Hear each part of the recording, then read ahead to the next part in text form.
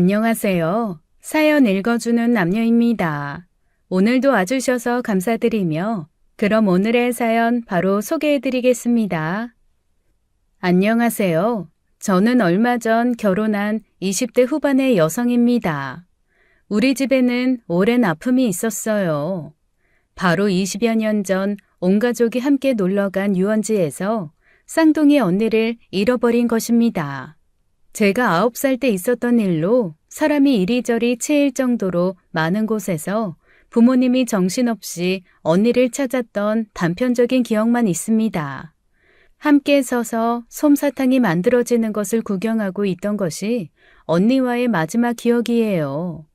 부모님께서는 바로 안내소에 미아 신고를 했고 아무리 기다려도 소식이 없어 경찰서에 실종 신고까지 넣었지만 끝끝내 언니를 찾지 못했습니다. 그 일로 우리 가족의 삶은 완전히 뒤바뀌어 버렸어요. 엄마는 매일같이 울면서 자기가 손을 놓지만 않았어도 언니를 잃지 않았을 거라고 자책하곤 했어요. 당일에 찍은 사진을 인화해서 실종 아동 전단을 만들었고 부모님은 매주 유원지 근처에 가서 전단지를 돌렸죠. 그 밖에도 언니 하나를 찾기 위해 온 친척들이 다 동원되었어요. 시간이 되면 모여 언니의 전단을 함께 붙이고 근처를 돌아다니며 언니 이름을 부르며 찾으러 다녔어요. 택시를 하는 큰아버지는 택시를 그만두기 전까지 10년 동안 언니 전단을 붙이고 운행하셨고 식당 하시던 작은 어머니도 언니의 전단이 하얗게 바래도록 붙여두시곤 했죠. 어른들은 자주 우리 집에 모여 부모님을 위로했어요. 제대로 먹지 못하는 엄마를 위해 음식을 만들어다 주기도 하고 부모님이 언니를 찾으러 나갈 때마다 저를 돌봐주시면서 힘이 되어주시곤 했습니다. 걱정하지 마, 미진 엄마. 미진이 꼭 찾아. 반드시 찾을 거야. 이럴 때일수록 미진 엄마가 더 힘을 내고 기운을 차려야지. 그래요, 형수. 형수부터 기운을 차리셔야죠. 그러다 미진이 찾기도 전에 쓰러져요. 근데 귀신이 고칼 노릇이지. 윤진이랑 서서 솜사탕 만드는 거 푹 빠져서 보고 있었다며. 그런데 갑자기 애가 하늘로 솟았는지 땅으로 꺼졌는지 모르게 사라지는 게 말이나 되느냐고. 언니가 미진이 손 놓고 지갑에서 돈 꺼낸 시간이 5분이 걸렸어? 10분이 걸렸어? 참 기가 막혀. 누가 작정하고 나쁜 맘 먹고 데려간 게 아니고서야 이상하긴 하죠. 주변에서 봤다는 사람 하나 안 나타나는 것도 이상하고. 이게 다 제 잘못이죠. 그날 아는 형님을 만나 이야기하느라 애들을 잘못 봤으니 저 사람 탓이 아니라 제 탓이에요. 그게 어떻게 형 탓이야. 형도 형수도 잘못한 거 없어. 허거운 날 그렇게 자책하니까 몸도 마음도 다 상해 얼굴이 그 지경이 됐지. 형수, 정신 차려야 해요. 미진이 찾으려면 부모가 정신 똑바로 차리고 있어야지. 그렇게 하루가 멀다 하고 자책만 한다고 해서 나타나는 게 아니잖아요. 어른들의 노력이 무색하게도 언니의 실종에 대한 실마리는 전혀 보이지 않았습니다. 그 사이 아빠는 결국 제대로 일을 하지 못해 권고사직을 당하셨고 당장 생활이 어려워져 집을 팔아야 했어요. 갈 곳이 없어진 우리 세 식구가 처음 간 곳은 할머니 집이었습니다. 살던 곳에서 2시간 거리에 읍단위 시골이었고 아빠가 독립하기 전 썼던 방으로 들어가 한 방에서 세 식구가 지냈어요. 아빠는 평일에 알던 고향 선배의 일을 돕고 엄마는 할머니와 함께 밭일과 집안일을 했습니다. 저도 전학 같지만 달라진 집안 분위기와 갑작스러운 환경 변화 때문에 적응하지 못하고 겉돌았어요. 그렇게 버티다 보면 언니도 찾고 살던 집으로 돌아갈 수 있을 줄 알았는데 13살이 될 때까지도 변하는 건 없었습니다. 게다가 우리를 더 힘들게 하는 건 할머니의 태도였어요. 처음엔 지나가는 혼잣말로 그러게 왜 애를 잃어버려서 라고 던지던 한마디가 2마디가 되고 3마디가 되면서 그쯤에는 입만 열면 엄마를 탓하는 말만 해댔어요. 거봐. 이건 식으면 바로 냉장고에 넣어놔야 안 쉰다고 말했냐 안 했냐. 하여간 엄마란 것이 정신머리를 저렇게 놓고 사니 제 자식도 놓치지. 엄마, 무슨 말을 그렇게 해요? 내 말이 틀렸냐? 애초에 저것이 미진이 그거 손을 꼭 붙들고 있었으면 애를 잃어버렸겠어? 봐라, 엄마가 엄마 노릇을 제대로 못하니 아주 그냥 집안이 풍비박산 나는 거다. 그게 어떻게 이 사람 잘못이에요? 그렇게 따지면 같이 있다 한눈 팔고 있던 제가 더 잘못이 크죠. 애를 붙들고 있었으면 끝까지 책임지고 보고 있어야지. 애는 엄마 책임이야. 지금 이 꼴을 봐라.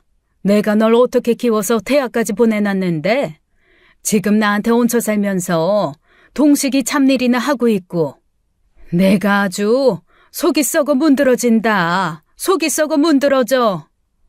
그런 식으로 말하면 저 더는 이 사람이랑 같이 이 집에 못 있어요. 안 그래도 자식이라 힘든 저희한테 왜 그렇게 야박하게 구세요? 그 사이 엄마는 아무 말도 못하고 정말 죄인처럼 고개만 숙이고 있었는데 저는 십수년이 지난 지금까지도 엄마의 그 모습이 기억납니다. 사람이 정말 마음고생이 심하면 하루아침에 머리가 하얗게 새는 거 아세요? 어느 순간 당시 30대였던 엄마의 머리가 완전히 백발에 가까워졌고 할머니 앞에서 죄인처럼 고개를 숙인 엄마는 멀리서 보면 할머니보다 더 늙어 보였어요. 그 순간 세상에서 우리 엄마보다 더 슬프고 힘든 사람은 없을 거란 생각을 했습니다.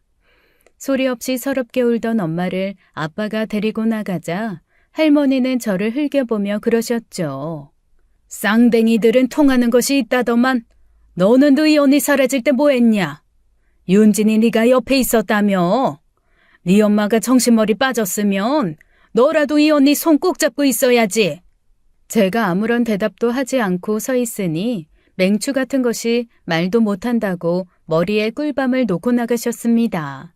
저는 그럼 누구에게도 우는 모습을 보이고 싶지 않아 아무도 오지 않는 뒤안에서 쭈그려 앉아 한참 울었어요. 저도 내심 그런 생각을 하고 있었거든요. 제가 그날 솜사탕이 커지는 걸 구경하는 게 아니라 언니 손을 잡고 있었더라면 언니가 사라지지 않았을 텐데 적어도 손만 잡고 있었으면 언니가 손을 놓던 순간 언니가 사라진 방향으로 고개라도 돌렸을 텐데 하고요.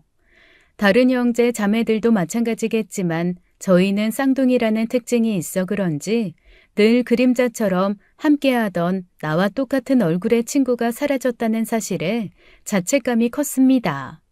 결국 날이 갈수록 심해지는 할머니의 폭언에 그곳에 있기 어려워졌고 제가 중학생이 됐을 때 우리는 더 먼 외가로 가야만 했어요. 처음부터 외가로 가지 않았던 건 외가의 사정이 썩 좋지 않았기 때문이었습니다. 당시 외할아버지의 몸도 편찮으셨기에 우리 집 문제로 걱정을 끼쳐드리고 싶지 않았거든요.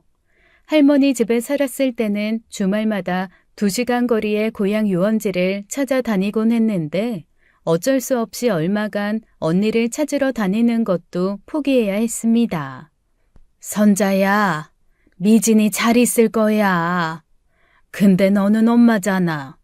선자 너 눈에는 윤진이는 안 보여? 윤진이 저거 여기 와서 한 번을 안 웃더라. 부모가 이러고 있으니 애가 눈치를 보고 웃겨도 웃음을 참고 눈물이 나오려고 해도 눈물을 참더라고. 윤진이 어렸을 때 얼마나 방긋방긋 잘 웃었어. 아직도 앤데 애어른이 돼가지고 부모 눈치 보게 만들면 되겠어? 알아. 나도 아는데 있는 윤진이라도 잘 봐야지 하다가도 윤진이 얼굴만 보면 미진이 생각나고 미진이도 윤진이처럼 저 얼굴로 자랐을 텐데 어디서 뭐라고 있을지 그런 생각만 하면 가슴이 그냥 콱 막혀. 아이고, 이 미련한 거사. 미진이는 미진이고 윤진이는 윤진이지. 내가 니만 모르는 것도 아니다. 나도 너 밑으로 하나 있던 네 동생 강가에 내놨다가 죽어버리고 그게 지금까지도 내 가슴에 딱딱한 돌멩이 같은 한이 됐어. 어디 가서 죽었는지도 살았는지도 모를 미진이 생각하면 네 속이 속이겠냐. 근데 나는 너랑 네 오빠 보고 버틴 거다. 그러다 너랑 네 오빠마저 잘못될까 싶어서 곁에 남은 자식들은 제대로 챙겨야지. 그쯤 되니 주변에서도 더 열심히 찾아보자는 말보다는 다시 예전과 같은 정상적인 가정을 꾸려야 한다는 설득과 같은 말이 더 많아졌어요. 사정은 안타깝지만 언제까지고 그렇게 살 수 없다고 하시면서요. 그래서 아빠는 다시 취직했고 월세 보증금부터 벌어 원래 살던 도시로 오게 된 것입니다. 부모님께서도 천천히 삶을 되찾으려고 노력하기 시작했고 제가 중학교 3학년이 됐을 때야 비로소 언니를 잃어버리기 전과 비슷한 삶을 되찾을 수 있었어요. 늘 그렇듯 엄마 화장대 위에 성적표를 올려놓았던 어느 날이었어요. 엄마가 제대로 집안일을 하기 힘든 상황이라 초등학교 때부터 집안일도 나서서 했습니다. 부모님이 오시기 전에 평소대로 밥솥에 밥을 앉혀놓고 저녁 때에 맞춰 냉장고에 있던 반찬통을 꺼내놓았던 평범한 어느 날이었죠. 집에 돌아온 엄마가 화장대 위에 있던 성적표를 오랫동안 보았고 갑자기 아빠와 나와서 저를 꼭 안아주었어요. 내 성적표는 항상 엄마 화장대 위에 있었는데 그날 처음으로 제대로 본 거였습니다. 전학을 다니고 제대로 적응을 못하며 친구들 사이에서도 겉돌 때 제가 할 수 있는 건 공부밖에 없었어요. 그나마 수학 문제집을 풀다 보면 두세 시간이 훌쩍 지나가 있었고 그럴 때면 잠시라도 해방감을 느끼곤 했죠. 그 덕에 학교 성적이 꽤 좋았고 특히 수학은 전교 1등을 놓친 적이 없을 만큼 우수했습니다. 그저 제가 할 수 있는 일을 하면서 버텼을 뿐인데 부모님께서는 당신들이 나를 제대로 돌보지 못한 사이에 내가 나 혼자 잘 버티고 있었다는 것에 미안함을 느낀 거죠. 엄마가 그동안 윤진이 몰라줘서 미안하다.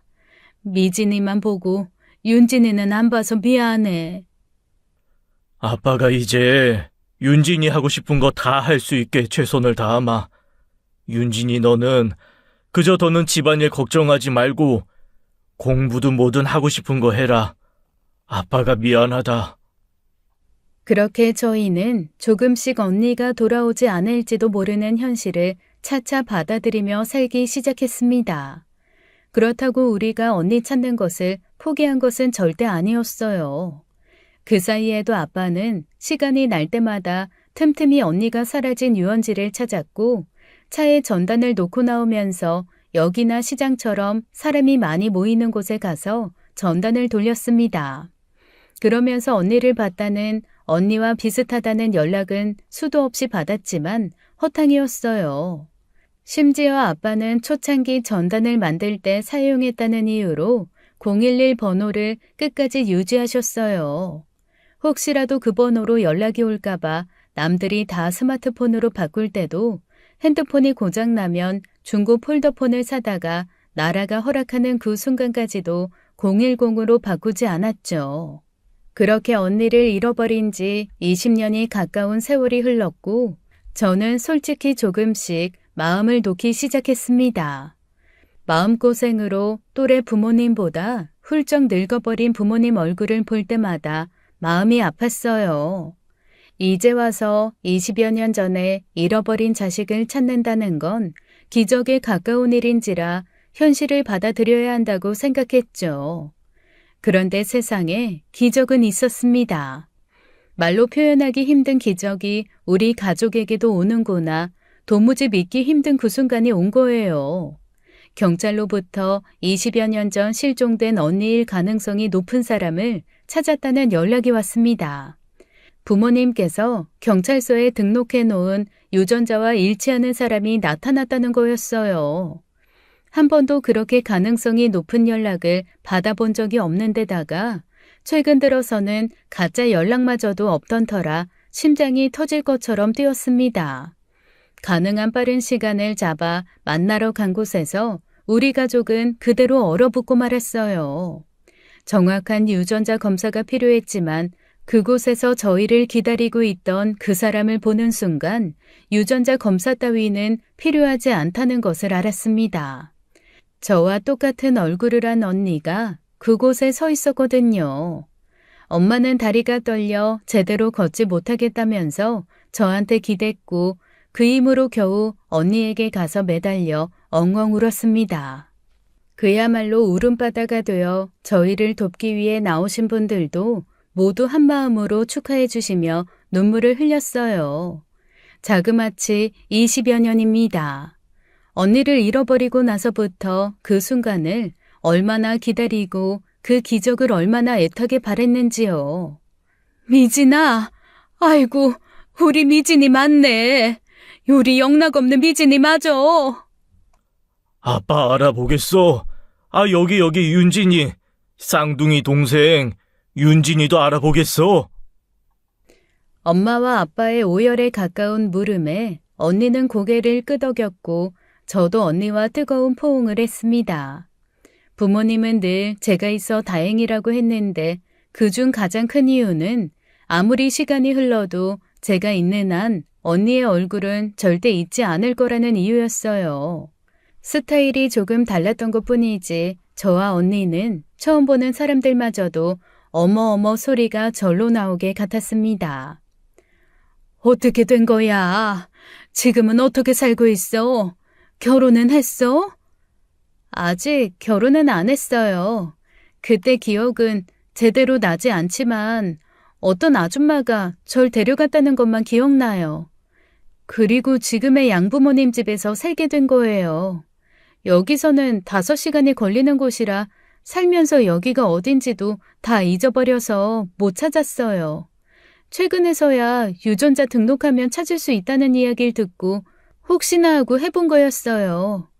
저도 이렇게 빨리 제 가족을 찾게 될 줄은 몰랐는데. 그래, 고생했다. 고생했어. 이제라도 찾아서 얼마나 다행인지 몰라. 지금은 뭐해? 계속 양부모님 집에서 지낸 거야? 최근엔 근처에서 친구랑 같이 살다가 하는 건 없어요. 그냥 이 일 저 일. 집이 어려워서 대학은 못 갔고 그래서 취직도 어렵더라고요. 언니는 당시 친부모님을 잃은 충격 때문인지 뭔지 몰라도 저처럼 단편적인 기억만 있을 뿐이었어요. 유원지 같은 곳에서 부모님을 잃어버린 건 기억하는데 그곳이 어떤 유원지인지도 기억 못했습니다. 드문드문 어떤 여자한테 붙들려 빠르게 걸어갔다는 기억과 양부모님 집에 누워 잠에서 깬 기억만 난다고 했죠. 그런데 자꾸 부모를 찾아 우는 언니를 양부모가 으름장을 놓으며 다신 부모를 찾지 말라고 해서 한 번도 친부모나 저에 대한 기억을 입 밖으로 꺼내지도 못한 채 김수진이라는 이름으로 살았다고 합니다. 오랫동안 애가 안 생기는 집이었고 형편은 좋지 않았다고 해요. 그렇다고 다정한 부모도 아니어서 자주 싸웠고 그럴 거면 집 나가라는 소리를 달고 살았다고 하고요. 한 번도 사교육은 받아본 적이 없어 기술을 가르쳐주는 고등학교에 갔는데 그마저도 적성에 맞지 않고 학교 생활에 문제가 생겨 겨우 졸업했을 정도로 힘들게 살았던 모양이에요. 언니의 지난 이야기를 듣고 있던 저희는 눈이 붓도록 울었습니다. 우리의 실수로 인해 언니가 지난날 너무 힘든 삶을 살았다는 자책이 물밀듯이 밀려왔죠. 집에 들어와라. 네가 언제라고 돌아올 거라고 생각해서 네 방도 만들어놨어. 이제 엄마가 너 하고 싶은 거 다 하게 해줄게. 우리 미진이 그동안 주지 못한 사랑 죽을 때까지 다 줄 거야. 저희는 언니를 키워주신 양부모님을 찾아 자초지종을 듣고 감사의 인사를 하고 싶었어요. 그래도 어쨌거나 지금까지 언니를 키워주신 분들이니까요. 하지만 그럴 만한 사람들이 아니라며 언니가 원하지 않았습니다.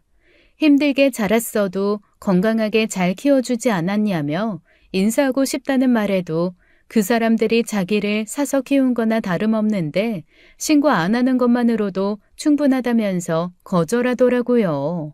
그로부터 일주일 뒤 언니는 우리 집으로 들어와 살게 되었습니다. 엄마는 저희가 쌍둥이라는 이유로 언니 방을 준비할 때도 저와 똑같은 가구로 채워 넣어주셨어요.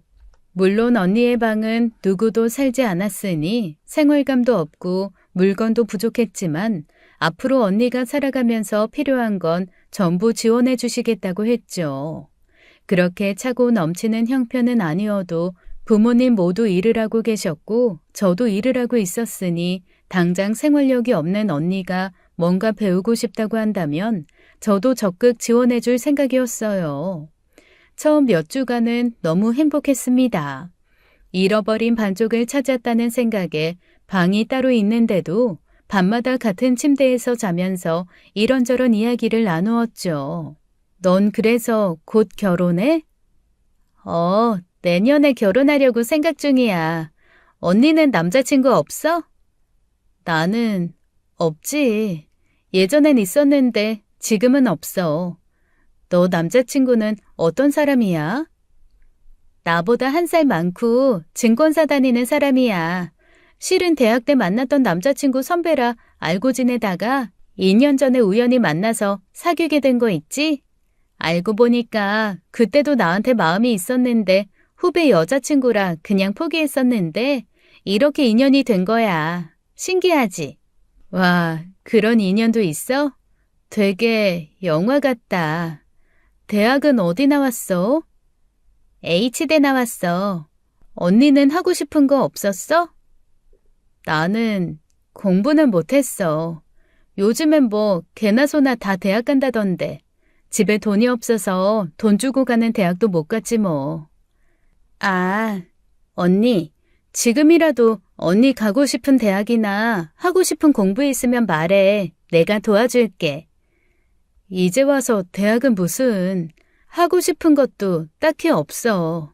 얼마 전까지만 해도 괜찮은 남자 있으면 빨리 시집이나 가서 평범하게 살았으면 했지. 가진 것도 없고 별 볼 일도 없는 집안이니 괜찮은 남자 만나기도 쉽지 않고. 무슨 그런 소리래. 나이 40에도 대학 가서 제2의 인생 사는 사람도 많은데. 아직 30도 안 된 언니가 그런 소리 하면 그분들 다 화날걸? 지금부터 차근차근 해보자. 언니가 살고 싶은 삶을 만들어서, 언니가 지금에 와서 가족이라도 찾은 것이 어디냐고. 자기 평생 후는 이번에 다 쓴 것 같다고 이 정도면 만족한다고 했지만 가족들 마음이 어디 그런가요? 그래서 뭐든 하고 싶은 거 다 하고 가지고 싶은 거 다 말하라고 했습니다. 그런데 그 말이 생각지도 못한 방향으로 흘러가는 거예요. 제 방에 있는 물건들이 하나둘 사라지기 시작하더니 그게 언니 방에서 나오는 일이 잦았습니다. 쿠션, 아이라이너, 립스틱 같은 화장품부터 가방, 옷에서부터 방을 꾸미는 사소한 소품과 화분, 나아가선 다이어리 같은 지극히 개인적인 물건까지요. 물건 사라질 때야 몇 번이고 그럴 수 있겠거니 빌려 쓰고 나눠 쓸 수 있겠거니 했어요. 그래도 제가 쓰던 거라 필요한 거 있으면 같이 쇼핑 가서 똑같은 걸로 사자고 하기도 했고요. 그런데 이상하게 사달라는 말은 안 하고 제 물건을 그렇게 가져다 쓰는 거예요. 거기다 다이어리까지 가져가는 건 이해가 안 되었죠. 제가 손글씨 쓰는 것도 기록하는 것도 좋아해서 여전히 매년 다이어리를 쓰는데 그 안에 업무 일정이나 사소한 약속과 더불어 짧은 일기를 쓰고 있던 터라 기분이 좋진 않더라고요. 언니, 다른 건 그렇다 치는데 다이어리 같이 개인적인 물건에는 손 안 댔으면 좋겠어. 그냥 궁금해서 한번 읽어봤어. 근데 좀 서운하다. 우리 예전엔 비밀 같은 거 없었던 것 같은데. 비밀이라서가 아니라 그냥 그건 내 다이어리잖아. 누가 다이어리를 다른 사람이랑 공유해. 우리끼린 그럴 수 있는 거라고 생각했어. 우리는 쌍둥이인데 이 정도쯤은 괜찮을 줄 알았는데. 아니, 봐도 상관없긴 한데 아무리 쌍둥이라고 해도 프라이버시라는 게 있는데 그렇게 말도 없이 개인적인 기록을 가져가서 보는 건 좀 아니지. 다이어리 필요하면 같은 걸로 사다 줄게. 됐어. 나는 다이어리 쓰는 거 안 좋아해. 그런 사소한 갈등이 몇 번씩 생겼습니다. 남자친구와 함께 찍은 사진이나 남자친구에게 선물 받은 물건들을 언니 방에서 찾곤 했어요. 물건이 사라질 때마다 언니 방에 들어가서 뒤지고 있자니 지금 대체 뭐 하는 건가 싶어 현타가 오더라고요. 속상한 마음에 언니가 없을 때 엄마에게 하소연도 해봤어요. 자꾸 내 물건 함부로 만지고 쓰는 거 솔직히 불쾌해. 너가 좀 참아. 미진이가 한 번도 그런 거 제대로 가져본 적도 없다잖아. 물건 망가진 거 있으면 엄마가 다시 사줄게. 다시 사는 게 문제가 아니라 오빠가 기념일에 사다 준 것도 마음대로 하고 다니고 물건 없어질 때마다 언니 방으로 찾으러 다니는 것도 현타와. 그리고 왜 오빠랑 찍은 사진까지 가져가? 알았어. 엄마가 그러지 말라고 말할 테니까 언니한테 너무 뭐라고 하지 마라. 응? 저도 그런 생각을 입 밖으로 꺼내기가 쉽지는 않았습니다. 언니 사정 뻔히 아니 가능한 많은 것을 당연하게 양보하고 싶었어요. 그런데 언니 행동에 불쾌감을 느낄 때마다 오히려 제가 잘못하고 있다는 생각이 들어 괴롭기도 했거든요. 그래서 사실 제가 나서서 할 수 있는 건 거의 없었고 결국 남자친구에게 받은 선물은 따로 남자친구한테 맡기기에 이르렀습니다. 이걸 다 가지고 온 거야? 다 나눠가지고 다 가져가도 되는데 솔직히 오빠한테까지 받은 선물을 공유하고 싶진 않아. 너도 상황이 난처하겠다.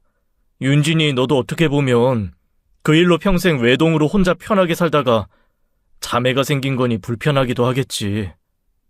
내가 못된 건가?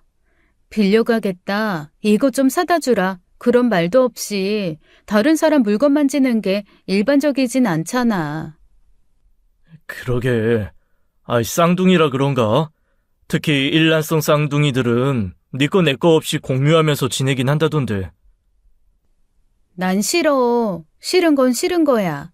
양보해도 되는 게 있고 하면 안 되는 게 있지. 아무리 20년 만에 찾은 쌍둥이 언니여도 내 모든 걸 다 양보할 순 없지. 조금만 참아. 결혼하게 되면 헤어져 살 텐데. 너 성격에 나중에 좀만 참을 거라고 괴로워할 거 뻔하니 하는 말이야. 알지? 그나마 남자친구가 제 마음을 알아주는 것 같아 위로가 되었어요. 남자친구 말대로 결혼하게 되면 따로 살게 되니 제가 조금만 더 참으면 된다고 생각했죠. 그러다 사건이 터진 게 남자친구에게 프로포즈를 받은 다음 날이었어요. 이미 약속된 결혼에 프로포즈니 선물 같은 거 필요 없다고 했는데 남자친구는 형식적인 프로포즈라도 하고 싶다고 하더라고요. 그래서 명품 가방 그런 건 진짜 필요 없으니 정 해주고 싶으면 A사 노트북을 사달라고 한 적이 있어요. 그런데 생각지 못한 날에 프로포즈 반지와 함께 그 노트북을 받은 거죠. 제가 공대를 나와 기계에 관심이 많기도 하고 지금 쓰던 오래된 노트북을 버리고 새 노트북이 필요하던 차였거든요. 프로포즈 반지를 받고도 언니 생각이 나서 남자친구한테 맡기고 당장 업무에 쓰려고 노트북이랑 꽃만 집으로 가져왔죠. 그런데 다음날 일어나 보니 꽃도 노트북도 감쪽같이 사라진 거예요. 책상 위가 빈 것을 보자마자 언니가 한 짓이라는 걸 알고 머리끝까지 뚜껑이 열려 언니 방으로 뛰어갔습니다. 아니나 다를까 꽃도 언니가 화병에 꽂아 자기 협탁에 놓아두고 제가 뜯지도 않은 노트북은 그새 뜯어 이것저것 살펴보고 있더라고요. 지금 뭐 하는 거야? 왜 소리를 질러? 내가 어제 이거 오빠한테 프로포즈로 받은 꽃이랑 선물이라고 했잖아. 근데 왜 손대? 꽃이든 노트북이든 필요하면 엄마 아빠한테 사달라고 하면 되잖아. 꽃이야 어디에 두든 예쁘게 보기만 하면 되고 노트북도 내가 필요해서 좀 가져왔어. 너는 노트북 있잖아. 있든 없든 내 물건이잖아. 언니, 그거 내 물건이라고. 언니가 쓰고 싶으면 얼마든지 엄마 아빠가 사준다는데 왜 자꾸 내 물건에 손을 대? 내가 남자친구한테 받은 선물을 언니가 손대는데 그러면 기분이 안 나쁘겠어? 그게 왜 기분이 나빠? 나도 너한테 가진 게 있으면 다 주고 싶어. 난 가진 게 없어서 너한테 줄 건 없고. 내가 가지고 싶은 걸 네가 가지고 있어서 나도 쓰려던 것 뿐인데 그렇게 화를 내야 돼? 뭐? 아니, 그러니까 너는 다 가져보면서 살았잖아. 그래서 지금도 다 가지고 있잖아. 엄마, 아빠 사랑도 그동안 가지고 싶은 것도 다 가지면서 네가 하고 싶은 대로 다 하고 살았잖아. 근데 이런 것도 이해 못 해줘? 너는 이해 못 하겠지. 내가 지금 어떤 심정인 줄 알아? 나는 아무리 먹어도 배가 고파. 엄마랑 아빠가 이제 와서 못다 준 사랑 퍼준다고 퍼주는데도 그게 성에 안 차서 나도 힘들어 죽겠어. 너는 나처럼 산 적 없잖아. 그날 사라진 게 내가 아니라 너였어도 네가 이런 말 할 수 있었을까? 다른 사람은 몰라도 넌 날 이해해줘야지. 언니가 울부짖는데 저는 말문이 턱 막히고 말았습니다. 기어이 건드리면 안 되는 것까지 건드리고만 기분이었어요. 언니의 심정을 아니까 그런 이야기를 하게 될지도 모르니까 참은 거였는데 결국 제가 참지 못해서 언니의 깊은 상처까지 찔러버린 것 같아 미안하기도 했고요. 하지만 언니도 모르는 게 있잖아요.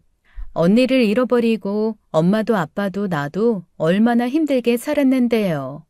집도 직업도 잃고 다시 이 자리로 올라오기까지 우리 가족이 얼마나 힘들었는데 그건 하나도 모르면서 마치 언니가 없는 사이에 모든 걸 혼자 누린 나쁜 사람을 만들다니요.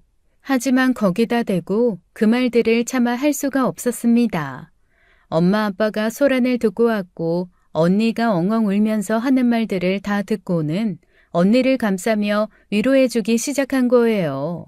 마치 저만 빼고 다 같이 한마음이 된 듯 처음으로 저는 우리 가족 울타리 밖에 있다는 느낌이 들었습니다.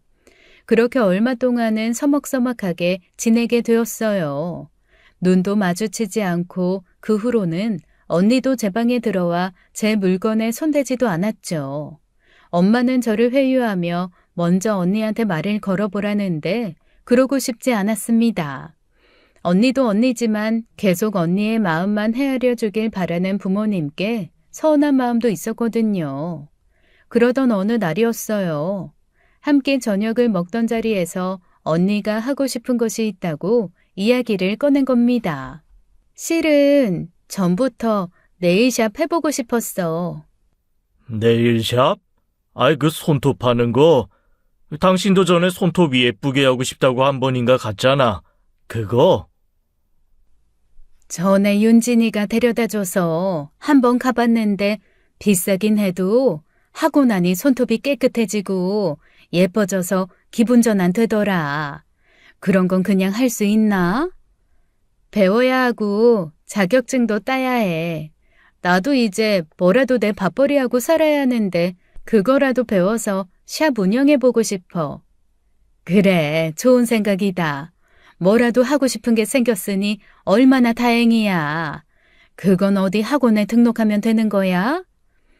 부모님은 언니가 하고 싶은 꿈이 생겼다는 것에 무척 좋아하셨어요. 물론 저도 내내 무기력하게 집에만 있던 언니가 스스로 하고 싶은 게 있다고 했을 때 기쁘기도 했죠. 그런데 그 언니의 꿈 때문에 저에게 문제가 생긴 겁니다. 언니가 한창 네일 교육을 받으러 다니던 어느 날 엄마가 저를 조용히 불러 그러더라고요. 알아보니까 네일샵은 매장이 크지 않아도 된다고는 하는데 그래도 매장 계약하고 얼마가는 수입이 없을 수도 있으니 월세도 지원해줘야 하고 재료비 준비에 그래도 돈이 좀 들더라. 그래서 말인데 윤진아, 엄마 아빠가 너 결혼할 때 해주기로 했던 돈, 그 돈을 좀 써야 할 것 같아. 뭐? 엄마, 그건 아니지. 그럼 어떡해. 언니가 대출이라도 나오면 반은 알아서 해결해봐라 그러겠지만 언니 사정 알잖아. 게다가 지금까지 언니한텐 뭘 가르쳐주지도 못했는데 너한테는 너무 미안한데 엄마 마음이 그래. 경호도 벌이가 좋고 너도 잘 벌잖아. 지금 부족하게 시작해도 금방 채울 수 있을 거야. 내가 채우기 힘들어서 엄마한테 도와달란 건 아니잖아. 가뜩이나 직업이며 집안이며 기우는 결혼 같아서 시댁 눈치 보이는데. 그래도 결혼 허락해 주셨잖아. 그런 건 다 갚으면서 시댁에 잘하고 그러면 되는 거야. 응? 윤진아, 언니 한 번만 도와주자. 응? 엄마가 그렇게 간절히 부탁하는데 거기다 대고 잃어버렸다 찾은 언니만 자식이냐 할 수는 없었어요. 맡겨놓은 돈도 아니고 사실 부모님도 언니를 그렇게 찾게 될 거라곤 생각하지 못했을 때 한 약속이었고요. 사회 초년생 때부터 같이 살면서 다달이 생활비로 적지 않은 돈을 주기도 한 저로서는 억울한 점도 있었죠. 하지만 당장 언니 먹고 살길 만들어준다는데 그 돈으로 결혼하겠다고는 말이 나오지 않았습니다. 결국 남자친구에게 솔직히 털어놓고 양해를 구했고 남자친구는 그게 무슨 큰 문제라고 걱정이 무색하게도 제 상황마저도 포용해 주었죠. 저는 예정대로 결혼 준비를 하기 시작했고 언니는 자격증을 따고 네일샵을 열었습니다. 여느 자매들처럼 싸웠다가 다시 가까워지는 과정에서 또 부딪히는 일이 생겼어요. 그래서 저는 언니와 더는 불필요한 감정 싸움을 하고 싶지 않아 결혼 전 신혼집에서 남자친구와 살기 시작했습니다. 혼인신고를 한 뒤라 정확히는 남자친구가 아닌 남편이었죠. 그때까지만 해도 언니가 거기까지 따라와 드나들 줄은 몰랐던 거예요. 남편과 저녁 식사를 하려고 하던 차였어요. 갑작스러운 초인종 소리에 가보니 언니가 와 있던 거예요. 누구야? 처형인데? 언니? 갑자기 언니가 왜? 당신이 오라고 한 거 아니야? 내가 언니를 우리 집에 왜 불러? 언니 불편해서 집 나온 건데. 누구에게도 언니가 올 거라는 연락을 받지 못한 터라 혹시 엄마 심부름으로 왔나 했더니 그게 아니었어요. 혼자 저녁 먹기 심심하다고 일 끝나고 집에 돌아오는 길에 굳이 돌아 우리 집에 들른 거였습니다. 언니가 신혼집에 오는 게 좋지는 않았어요. 입주 전 살림을 다 들여놓고 꾸민 신혼집을 여기저기 들쑤시듯 보고 다니던 표정이 마음에 걸렸거든요. 딱 제가 가진 물건들을 탐내던 그 표정이었습니다. 언니가 왔다 가면 또 내 물건들이 하나씩 없어지겠구나 싶어 그 뒤로 따로 부른 적도 없어요. 밥 먹고 있었네. 나도 같이 먹자. 잘 됐다. 김치찌개야? 고기 넣었어? 에이, 뭐야. 참치 넣었네. 집에 가서 먹지 왜 왔어. 말도 없이. 너 하나 나갔다고 집이 엄청 썰렁하더라. 제부, 같이 먹어도 되지? 그럼요. 앉으세요. 밥 가져다 줄게요. 어머, 센스. 잘생겨, 키 커, 직업 좋아, 자상해. 진짜 내 스타일이야. 우리 쌍둥이라 그런가? 어떻게 남자 보는 눈도 똑같지? 언니? 얘는 무슨 말을 못해. 지 남편이라고 챙기는 거 봐. 너 그러면 나 좀 서운해. 너 옛날에 기억 안 나? 우리 결혼해서도 같이 살기로 했잖아. 윤진이가 그랬어요? 그럼 우리는 영혼의 단짝이라고 하면서 죽을 때도 같이 묻히자고 했는데? 말도 안 되는 소리 하지 마. 그때 우리 나이가 몇이었는데 결혼이니 묻히니 그런 말을 했겠어? 그랬을 거라는 거지. 우리는 쌍둥이잖아. 쓸데없는 소리 좀 하지 말고 빨리 먹고 가. 예전엔 언니 하면서 내 뒤만 졸졸 따라다니더니 변했다, 변했어. 그런 일들이 한 주 걸러 한 번은 꼭 있었어요. 조용히 밥이나 먹고 가면 모를까 자꾸 선을 넘으며 농담이라고 하는 말이 불쾌하기 짝이 없었죠.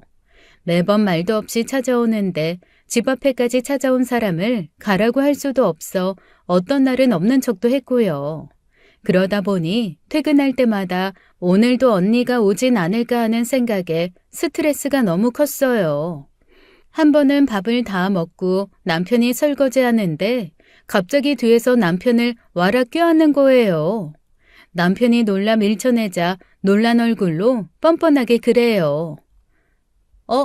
난 줄 알았어? 나 윤진이랑 되게 비슷하게 생겨서 모를 줄 알았는데. 알죠. 스타일도 다른데요. 아, 그런가? 나도 윤진이처럼 머리카락이 좀 짧으면 더 닮았으려나? 더는 참을 수 없어 결국 부모님을 찾아 자초지종을 이루며 말했습니다. 남편도 있는 자리라 그런지 전처럼 마냥 제게 양보를 요구하지는 못하시고 고개를 못 들더라고요. 엄마, 언니 좀 심해. 이건 그냥 어렸을 때 잃어버린 시간을 보상받고 싶은 마음을 더 넘어선 거라고. 구서방한테는 미안하게 됐어. 얘가 사랑받지 못해 커서 그러니 좀 이해해 주게. 이게 그냥 단순히 사랑받지 못한 행동이니 이해해야 한다는 게 아니야. 몇 번이나 그런 하면 안 되는 행동이다. 그렇게 하지 말아라. 일일이 가르치는 것도 문제고. 가르쳐도 그걸 이해하지도 않고 제멋대로 구는데 심각하다고 생각하지 않아? 너네가 떨어져 살아서 그렇지 내내 붙어 살았으면 그런 건 장난이라고 생각하고 넘어가 주기도 했을 텐데 싶고 그래. 뭐? 엄마가 그때 네 언니 손만 제대로 잡고 있었어도 너네가 이렇게 남처럼 대면대면하게 크지는 않았을 건데.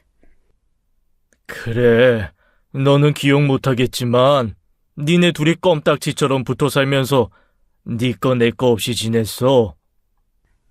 네 거 내 거 없이 지냈다고 결혼에 독립한 내가 내 남편도 언니 거라는 거야? 아빠, 지금 언니 하는 행동 충분히 선 넘고 있고 이대로 뒀다간 사위한테 더 창피한 일 생겨. 이 사람이라고 언제까지 내 언니란 이유로 참고만 있을 것 같아? 미안하네, 구서방. 내가 잘 알아듣게 타이르고 집에 찾아가는 일 없게 할 테니 걱정 마. 사위가 있으니 그나마 중재하겠다고 한 거지만 부모님의 말에는 여전히 이해를 바라는 마음이 깔려 있었어요. 살면서 부모님이 제 편이 아니었던 순간은 한 번도 없었고 늘 제 의견을 존중받으면서 자랐던 터라 부모님에 대한 실망도 컸죠. 언니 사정을 고려하더라도 너무 언니의 행동을 그저 감싸기만 하는 것은 분명히 잘못된 것이었으니까요. 지난번에 노트북 사건으로 언니에게 쏟아부은 뒤로 제 입으로 거친 말을 하고 싶지 않아 참았는데 기어이 언니랑 크게 한바탕 하는 일이 또 생기고 말았습니다. 언니가 머리 모양이며 옷 스타일을 바꾸더니 얼핏 보면 낯선 사람들은 저희 둘을 구분하기 어려울 정도로 똑같은 행색으로 나타난 거예요.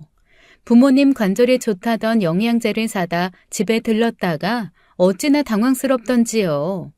제가 나타나자 부모님은 마치 어렸을 때 저희 자매를 보는 것 같다고 너무 좋아하시고 그러니 제가 거기다 대고 뭐라고 할 수가 없었습니다. 제부, 어때? 이러니 좀 구분하기 힘들 것 같지 않아? 네? 네, 그렇네요. 그렇지? 그렇다니까. 나도 이제 제부 같은 남자 만날 수 있으려나? 엄마, 이거 매일 아침 저녁으로 식후에 한 포씩 먹어요. 그럼 이만 가볼게. 아니 왜 밥이라도 먹고 가지 않고. 그래, 먹고 가. 모처럼 왔으면서 왜 그냥 가? 먹고 왔어. 가볼게. 그리고 당황스레 인사하는 남편을 끌고 나와 씩씩거렸죠. 언니가 단순히 저를 따라하려 하는 게 화가 나는 건 아니었습니다. 자꾸 내 것을 탐내는 것이 눈에 보여 화가 나는 거였어요. 자꾸 자기 취향이네 뭐네 하면서 남편을 건드는 것만큼은 저도 참을 수가 없었습니다. 남편도 느끼는 바가 있는지 나와서 말없이 손을 꽉 잡아주더라고요. 더는 언니 마주치는 일이 없도록 철저히 선을 긋고 대해야겠다고 결심하며 살던 어느 날이었습니다. 결혼식을 올리기 전 마지막 명절이었고 모처럼의 명절날이니 다 함께 복작복작한 집에서 놀다 자고 가라는 부모님의 말씀에 제가 썼던 방에서 하룻밤 머물게 됐어요. 저녁에 맥주를 마셔 그런지 자다가 깼습니다. 새벽에 화장실을 갔다가 방에 돌아온 저는 너무 놀라 비명을 질렀어요. 제가 누워있던 자리에 언니가 누워 제 남편을 껴안고 있었던 거예요. 야! 이게 대체 뭐 하는 짓이야? 뭐야, 윤진아. 처형? 뭐야? 어머, 나 미쳤나 봐. 미안해, 제부. 내가 술을 너무 많이 마셨나 봐. 어떡해, 술이 웬수지. 난 내 전 남자친구인 줄 알고 진짜 미안해. 내가 정신이 없어서 입까지 맞추고. 뭐? 윤진아, 나는 진짜 어둡고 그래서 당연히 너라고 생각하고 실수야. 나 진짜 몰랐어. 아니, 왜 처형이 여기에 있는 거예요? 뭐야, 무슨 일인데 그래? 야, 너 미쳤냐? 너 정신 나갔어? 정신병자야? 뭐? 야, 송윤진, 너 언니한테 선 넘지 마. 선은 네가 먼저 넘었지. 언니 하면서 언니 대접해줬으면 그만한 책임을 느껴야지. 기껏 이분 먼저 태어난 게 무슨 유세라고. 이게 진짜? 뭐? 너 말 다 했어? 실수라고 했잖아. 넌 살면서 실수 안 해? 사람이 술에 취해서 실수 좀 할 수 있는 거 가지고. 실수? 웃기고 있네. 야, 실수는 무슨 실수야? 나 화장실 가는 사이에 일부러 기다렸다는 듯이 들어와서 벌인 일이겠지. 왜들 이래? 송윤진, 그만해. 그만하긴 뭘 그만해. 아빤 사위 앞에서 창피하지도 않아? 지금 이게 누구 편을 들어야 하는 건지 모르겠어? 아빠가 저렇게 오냐오냐 하면서 30 앞둔 딸을 9살 애 키우듯 하니까 저게 정신 못 차리고 저러는 거 아니야. 야, 나도 너처럼 자랐으면 이렇게 되진 않았어. 나도 이 집에서 멀쩡히 자랐으면 공부도 잘했을 거고 좋은 직장에 제부같이 능력 좋은 남자 만나서 결혼했겠지. 네 삶이 내 삶이 될 수도 있었던 거라고. 얼굴도 똑같은데 자란 환경이 같았으면 나도 너처럼 살 수 있었어. 제발 그만 좀 해. 그래, 나도 어떻게 자랐는지 몰라. 근데 너도 모르잖아. 나라고 얼마나 편하게 산 줄 알아? 너 잃어버리고 하룻밤 사이에 새하얗게 샘머리로 매일 밤 우는 엄마. 퇴근하면 너 찾겠다고 온 지역을 뒤지고 다니느라 매번 부재 중인 아빠. 그 사이에서 나는 뭐 얼마나 관심이나 사랑받고 자란 줄 알아? 착각하지 마. 너만 힘들었던 거 아니야. 너 힘들었다고 지금 이렇게 비상식적인 행동까지 봐줘야 할 이유 없다고. 그만해라 윤진아. 그만해. 오빠, 나와. 송미진, 너 나한테 그리고 이 사람한테 진심으로 사과할 때까지 우리 얼굴 볼 생각도 하지 마. 나 언니한테 제대로 된 사과 받을 때까지 이 집에 오는 일 없을 거니까 엄마 아빠도 그런 줄 알아. 그렇게 속에 있는 말 다 쏟아내고 나온 새벽, 남편 차 안에서 얼마나 울었는지 모릅니다. 잘못한 것도 없으면서 미안하단 말을 수도 없이 하는 남편의 사과를 들으면서요.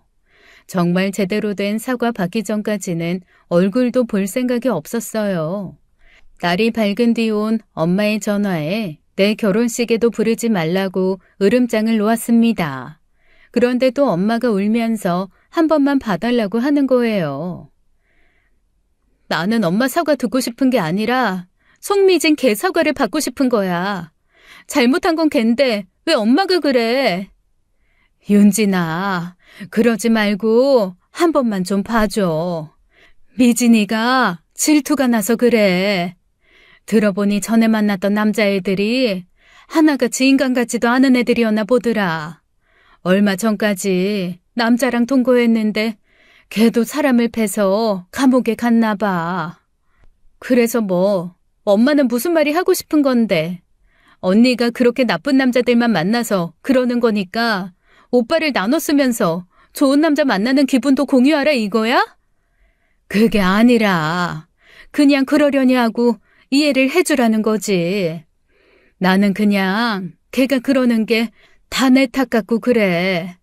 엄마랑 아빠가 부족해서 애를 그렇게 만들었나 싶고.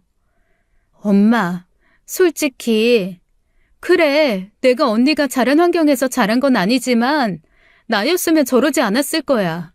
제대로 도움받을 수 있는 환경을 갖췄으면 이제라도 제대로 살아보려고 노력하면 되는 거잖아.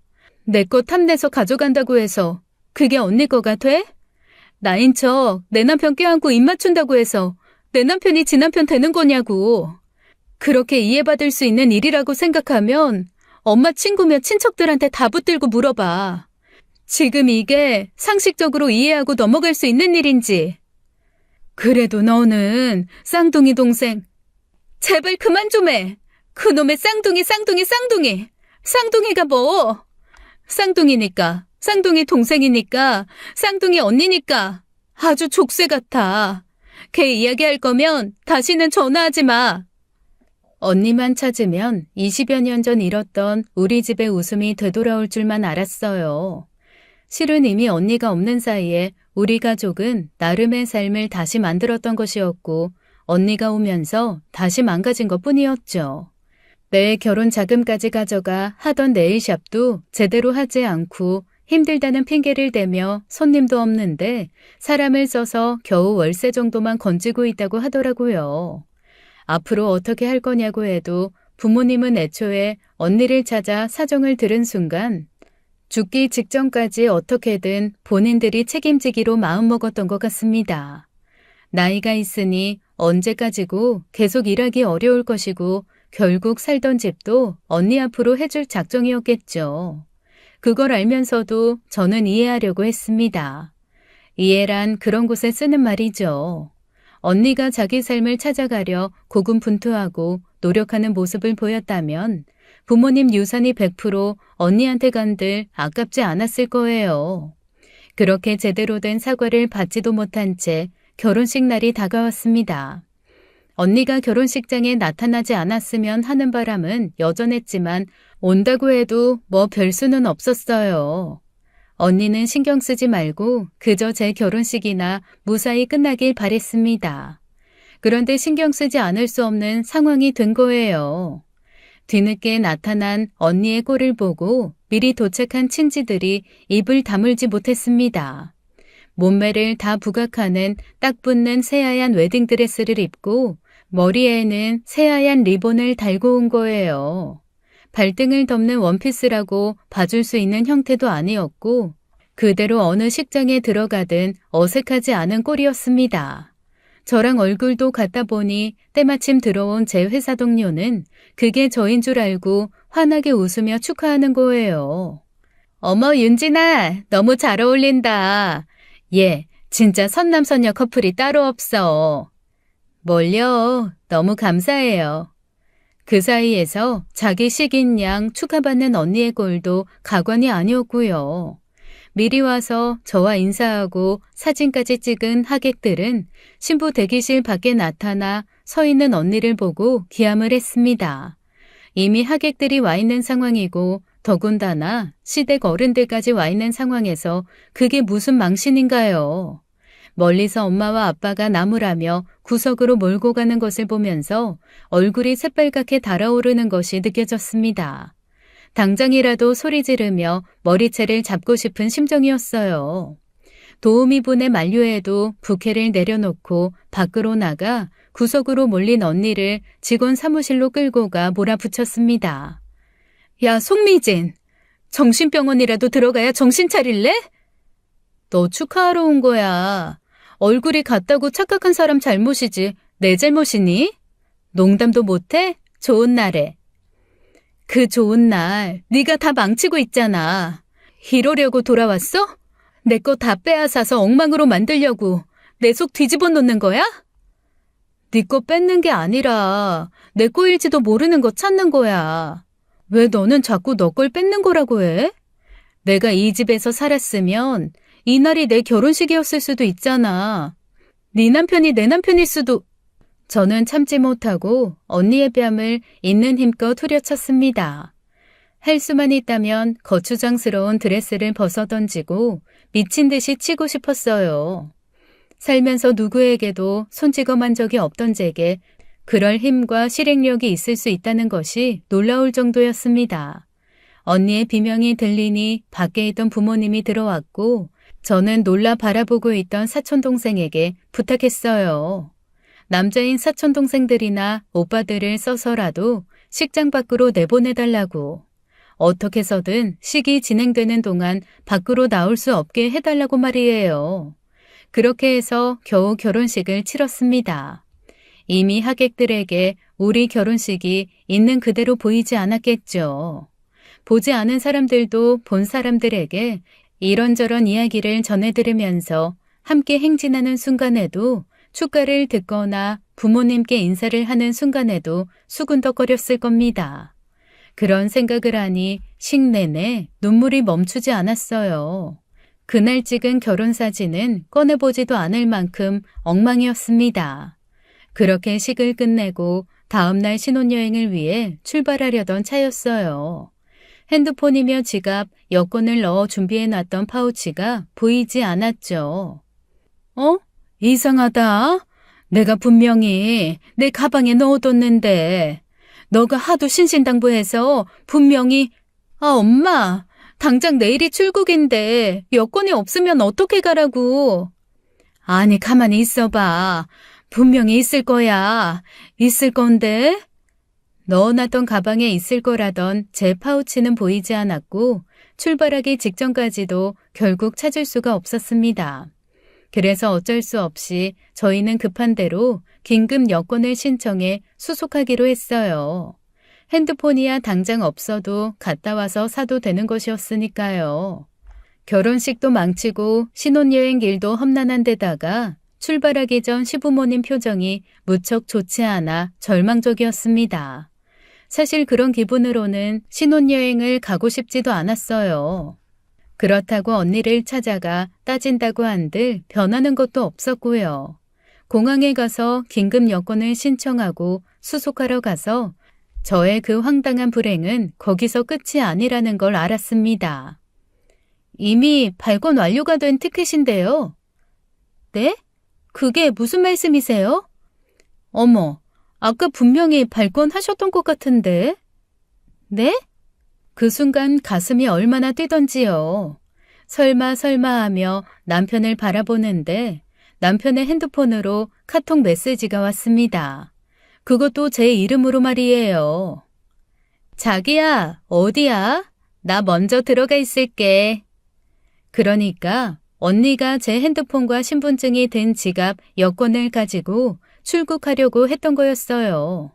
제가 간과했던 것이 있는데 핸드폰이 얼굴 인식으로 열립니다.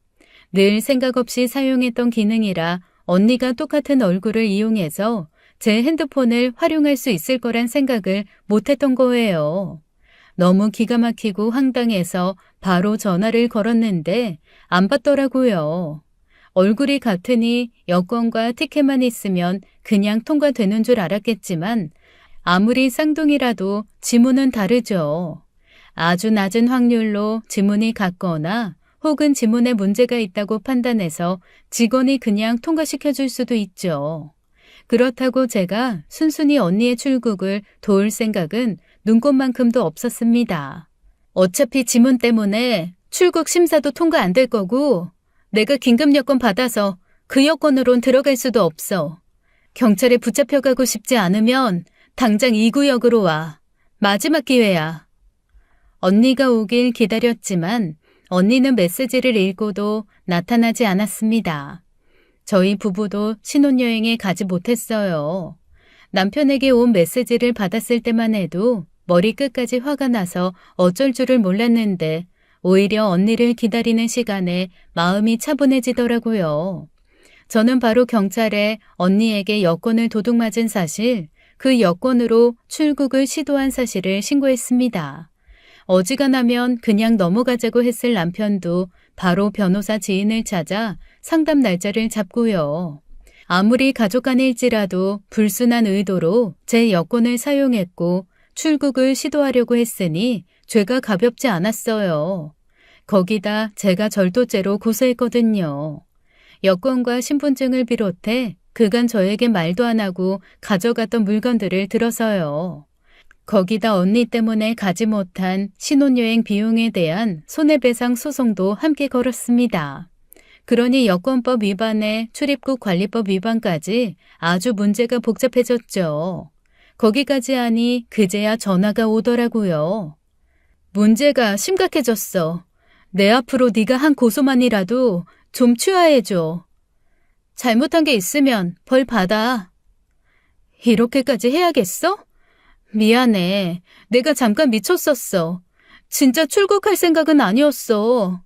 그냥 네가 결혼식장에서 날 그렇게 망신 준 것도 화가 나고 나는 가족을 찾고도 변한 게 없는 것 같은데 넌 좋은 남자 만나서 결혼한다고 하니까 회방 놓고 싶은 마음에 그런 거야. 이제 와서? 모든 걸 다 망쳐놓고 이제 와서 네 상황이 불리해지니까 사과해야겠다 싶어? 내가 고소 안 했으면, 신고 안 했으면 영영 그럴 마음도 없었겠지. 그러면 어쩌라고? 솔직히 내 말이 틀린 것도 아니잖아. 넌 왜 날 그렇게 이해를 못 해줘? 왜 계속 네가 가진 게 네 거라고만 생각을 하냐고. 내가 너처럼 살았으면. 저는 더는 듣지 않고 끊어버렸습니다.